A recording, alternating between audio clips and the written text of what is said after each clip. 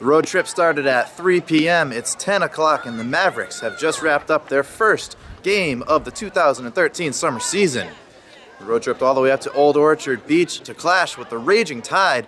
Let's check out the highlights and see how it went.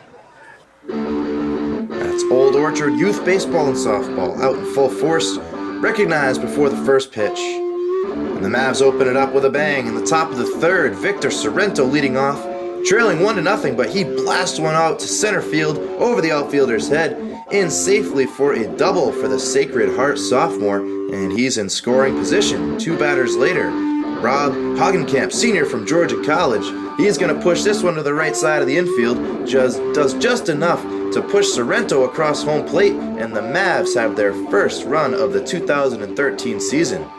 They were not done in the top of the third. Mike Mastroberti, Jr. from Southern New Hampshire, gets a piece of this, chops it over the third baseman's head, and he will score another run. Mavericks take a 2-1 lead heading into the bottom of the third. Let me introduce you to Tim Holmes from San Jacinto College, Texas.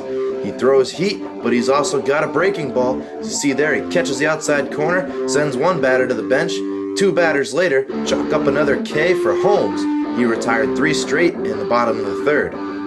But the good times could not last forever for Holmes. Bottom of the fourth, 1 out, first and second occupied. And with the infield set up for the double play, that ball is going to find the hole between the shortstop and the third baseman. Runner scores from second, and it's a tie ball game.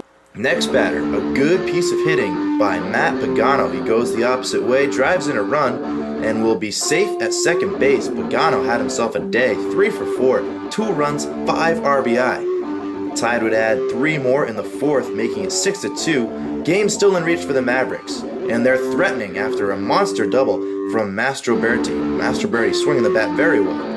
That would be immediately followed by a walk, and it's bases loaded, 1 out.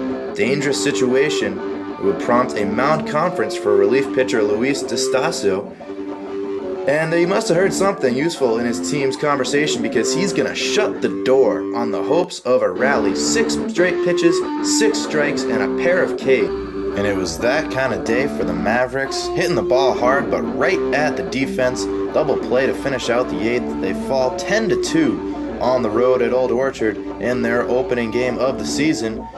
Solid performance by a couple of hitters in Sorrento and Mastroberti. Hagenkamp also cashing in on an RBI. You're able to see that. Other results from around the rest of the league. The Dirt Dogs took care of business in Torrington, Connecticut yesterday with a 7-4 win.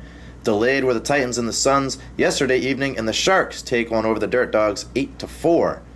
Meanwhile, here's a look ahead at the Mavericks schedule from here on out. The rest of the week, don't miss the home opener at Leary Field. That's Saturday, June 8th. Versus the Old Orchard Raging Tide, a chance for redemption, 6:35 p.m. at Leary Field. Looking forward to that. We're going to wrap it up for our first episode of Mavericks Spotlight. Ladies and gentlemen, you can catch us all year on the website, seacoastmavericks.com. Please follow us on Twitter as well for all your updates. That's at Seacoast Mavericks. Folks, hope you enjoyed the show. Plenty more of action coming for your way. And that is it.